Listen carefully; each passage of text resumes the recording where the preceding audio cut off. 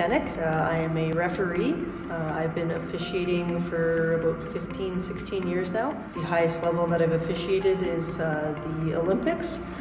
Currently I skate the Ontario Hockey League. And the highest level that I played was U18 triple in Saskatchewan. After I finished playing, I didn't know what I wanted to do. I actually stopped playing altogether for a year, and then I had some friends convince me to come back and start playing again, just recreational. And then from there I met, some other friends that were officials, and they asked and kind of said like, hey, you should come ref, you'd be pretty good at it. And I always kind of attribute it to maybe because I spent a lot of time in the penalty box, so I knew all the rules, or at least all the infractions. But yeah, so I just basically through friends is kind of how I got started with it, and I kind of got into it at a good time and had a lot of opportunities presented to me.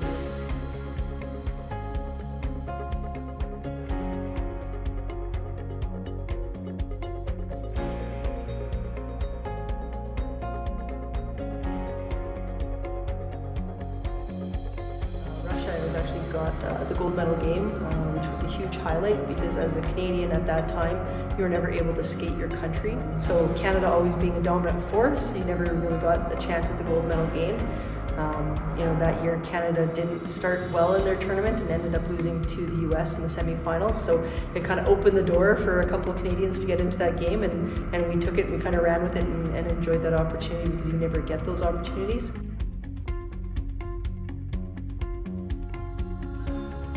I eventually went to my first Women's World Championship in Finland in 2019. And again, Canada had another poor showing on the playing side, which again boded well in my favor. And I ended up in the gold medal game, again with another Canadian.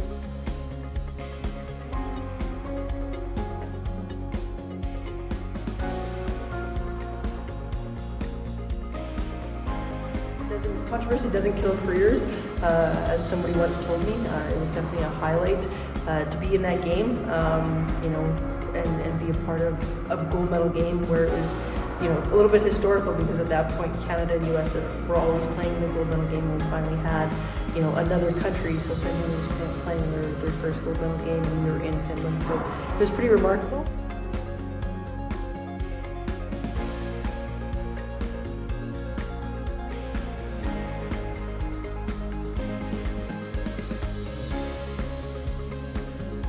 When I first started officiating, a couple years later, we had Vancouver 2010. So obviously the Olympics were in Canada on home soil. I had heard about one of the female officials, actually originally from Ontario, that went to Vancouver as a Lions person, and I went, wow, okay, cool. Like that'd be, I think I want to do that. But the Olympics were always the pipe dream, and I always said that. But the goal was ultimately the Women's World. So when I hit that in 2019. Then it was okay, do I have what it takes to get to the Olympics? When I first started, it definitely was not the goal. It was let's see how far I can go and how much fun I have doing this. And then kind of once it became a little bit more attainable and maybe that carrot was dangled a little bit closer, it then became a little bit more of a reality and a little bit more of a goal to get there.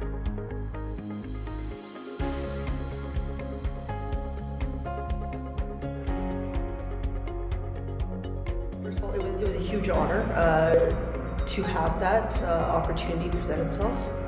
You're blazing the trail and sort of creating a path for the next females behind you. So to be the first was, like I said, it was a huge honor. And I think now looking back on it, it provided an opportunity to hopefully make it a little bit easier for the next female referee coming into the league. Now that I've been in the league for a couple of years, it's not strange to see a female on the ice. The goal now is just to make it easier for the next female that's coming through.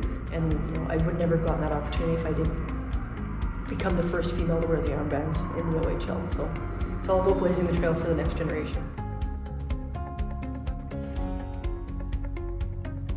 I think it was more so just to stay involved in the game more than anything. When I stopped playing competitively and was just playing recreationally, I still loved the game. I still wanted to be part of the game. And then when my friends turned me on to officiating, it was like, yep, I like this side of it. I like being involved on the ice. You're staying active. You're a big part of every game. So I think, initially it was just stay involved, and then once I realized the opportunities that were there, because when I started, I didn't necessarily know what the opportunities were, and when I got going and saw the opportunities for travel and progression in my career, that's when I kind of realized that let's see how far I can take this.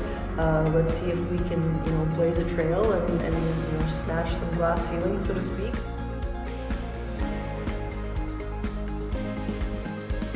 There's endless opportunities out there. The sky's the limit. There's so many opportunities on the female side to get to travel, to meet people, whether it's travel nationally, internationally, around the world. I always say, get into it if you're interested, and run with it as long as you can and as far as you can. And then the other thing I always say is don't be afraid to invest in yourself. People aren't always going to lift you up and push you along. You need to invest in yourself and what's going to make you better.